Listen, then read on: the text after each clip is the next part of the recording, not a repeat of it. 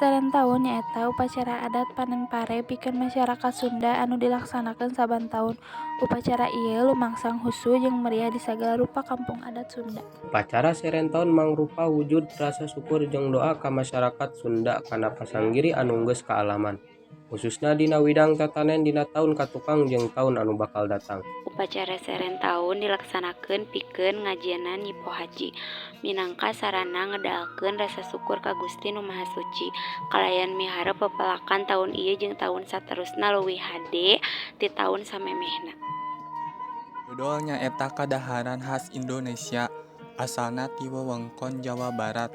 Dodol nyaeta kadaharan semi baseuh anu teksturna plastik. Bahan utama pikeun nyieun dodol nyaeta cipati, tepung ketan, gula bodas, gula beureum, jeung uyah.